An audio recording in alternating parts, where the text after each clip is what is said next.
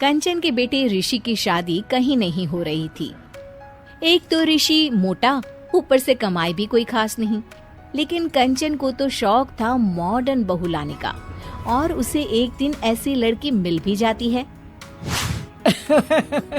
हमें तो आपका ऋषि बहुत पसंद है, लेकिन मैं आपको साफ साफ बता देती हूँ, मेरी बेटी के शौक थोड़े से अलग है बहन जी। अरे बहन, हमें सब पसंद है।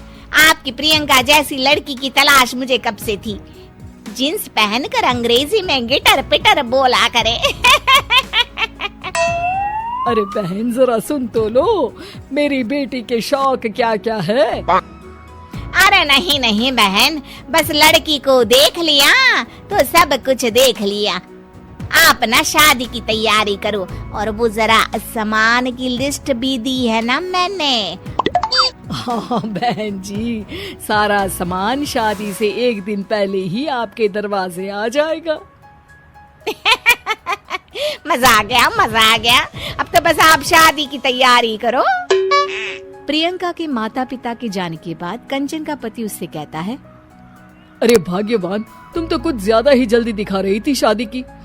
अरे बोलने तो देती, लड़की की माँ क्या बोलना चाह रही थी। अरे आप चुप रहिए जी, कुछ पता भी है आपको, बस मुफ्त में बोले जा रहे हैं।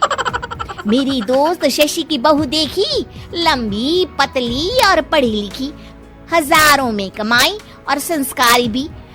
अरे पर जब वो मेरी बहू देखेगी तो जल भुन जाएगी।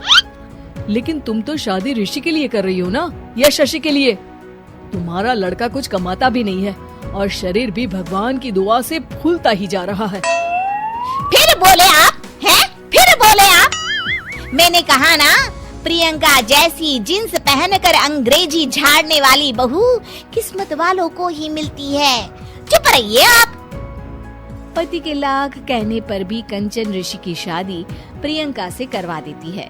लेकिन प्रियंका जैसे ही घर में आती है, वैसे ही जोर जोर से चिल्लाकर नाचने लगती है। आज मेरे यार की शादी है, आज मेरे यार की शादी है। अरे नाचो मां नाचो।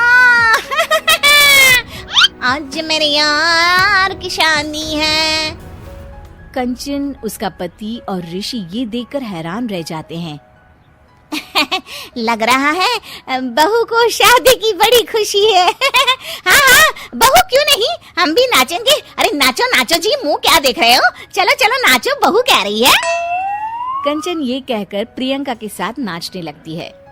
ऋषि और उसके पिता वहाँ से चले जाते हैं। अगले दिन कंचन अपनी सहेलियों को प्रियंका से मिलवाने के लिए घर बुलाती है, जहाँ शशि भी आती है। अरे शशि, कैसी हो? मैं ना तुम्हें प्रियंका से मिलवाती हूँ। अरे सच में बहुत ही एडवांस सोच की लड़की है। कितने मॉडर्न ख्यालात है उसके, पता है तुम्हें? अरे हाँ कंचन, जरूर।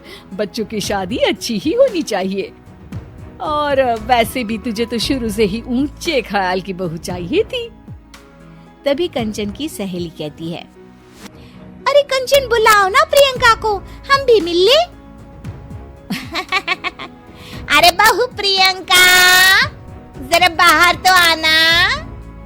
कई बार आवाज देने के बाद भी प्रियंका बाहर नहीं आती है, तो कंचन को बुरा लग जाता है।